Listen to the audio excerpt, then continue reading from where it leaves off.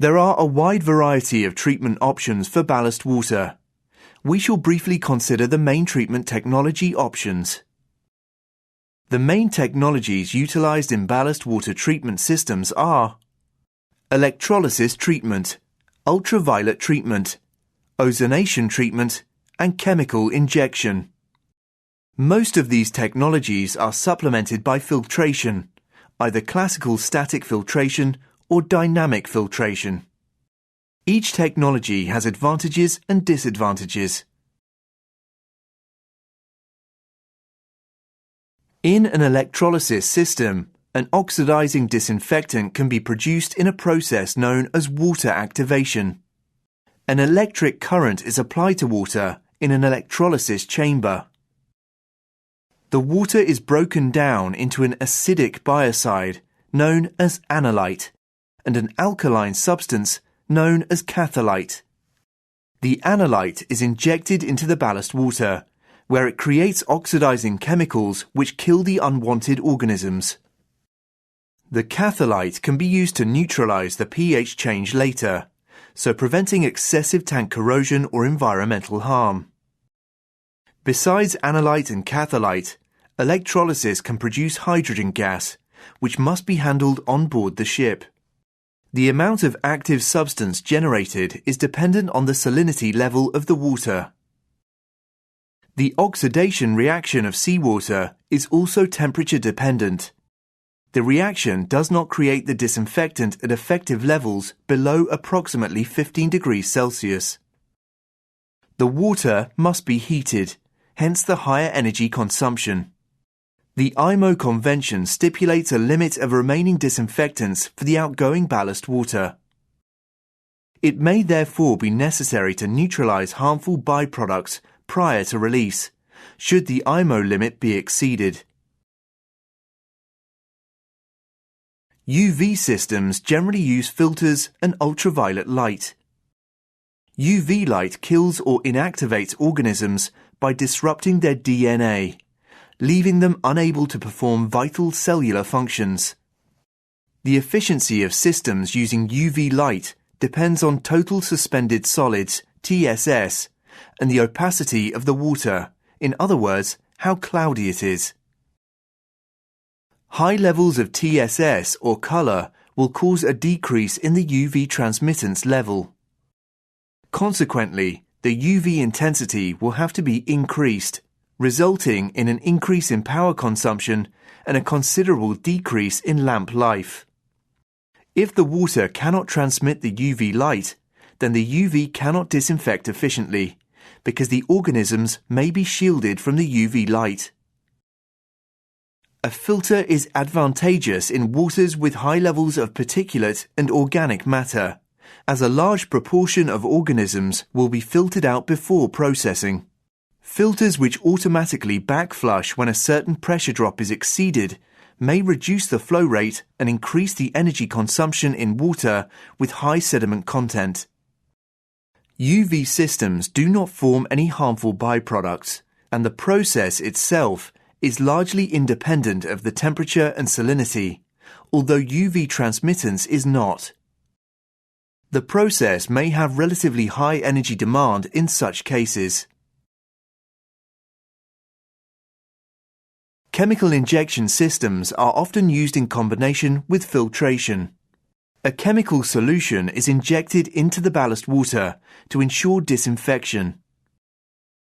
The disinfectant may be liquid or granular and is often similar to the disinfectant used in domestic water treatment plants. Chemicals may successfully treat ballast water under various conditions and are not affected by salinity of the ballast water. Some systems require neutralization prior to discharge. Chemicals used are trademarked and supply might be limited to specific ports. The chemicals must be stored on board in closed containers and are highly toxic. The use of chemicals requires implementation of strict safety provisions and crew training. Recharge, however, is often done by the supplier. Due to the need for chemicals, chemical injection systems may have higher operational costs than other systems using other technologies. Holding time may be affected by temperature. The efficiency of chemical processes depends on many factors, including temperature.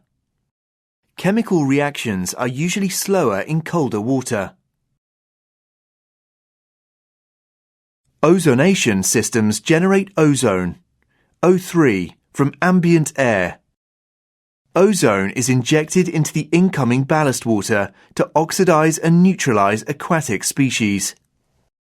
Ozone reacts with other chemicals that occur naturally in seawater to form hypobromous acid and hypobromine ion. These are effective disinfectants. Where ships take on fresh water as ballast, for example ports located in lakes or rivers, brominated compounds are not formed and the ozone alone acts as disinfectant. Waters with high particulate and organic matter require higher doses of ozone to ensure sufficient disinfection. Salinity and temperature are not obvious factors affecting the efficiency of ballast water treatment systems employing ozonation.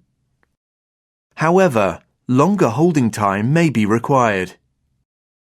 Both ozone and hypobromous acid disintegrate extremely rapidly.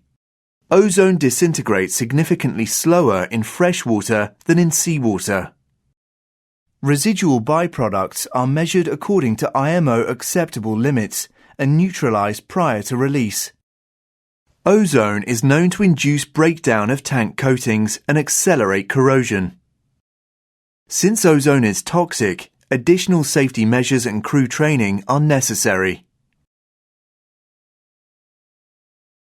Ultrasonic energy is used to produce high-energy ultrasound to kill the cells of the organisms in ballast water.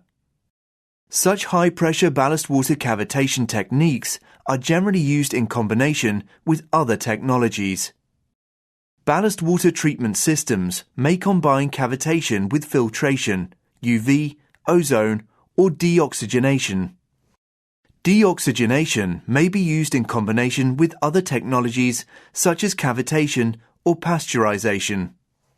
This treatment method involves stripping the oxygen from the ballast water to suffocate organisms.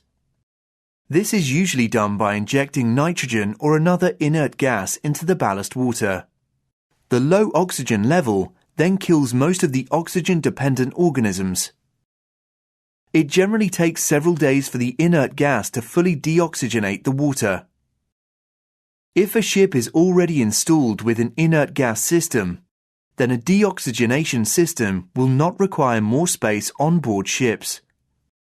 Deoxygenation can be used in combination with pasteurization, where the ballast water is heated to reach a temperature that will kill the organisms.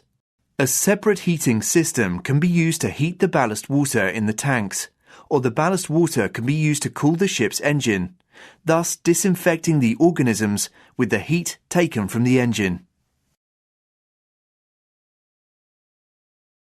Active substances used to kill unwanted organisms may also be harmful to the crew and the environment. The risks in storing and using the substances must be assessed with respect to the crew and environment, and always in accordance with the manufacturer's instructions. A byproduct of electrolysis is hydrogen, which is explosive when mixed with air. The hydrogen must be controlled to avoid creating an explosive atmosphere. A ballast water management system intended for compliance with the D2 performance standard must be of a type approved by IMO. This is done in a similar way to other types of equipment mandated for use on board a ship. The G8 Guidelines for Approval of Ballast Water Management Systems describes the process manufacturers must go through in order to obtain type approval. The USCG has its own regulations for ballast water management, and the United States has not yet adopted the Ballast Water Management Convention. The USCG discharge standard is similar to the IMO D2 performance standard for discharged ballast water. However, the regulations for type approval are more stringent than the IMO G8 guidelines. A ballast water management system used in ballast water discharge in US waters must have USCG type approval. Before completing this e-learning module on ballast water management, you should finish the final assessment. Good luck!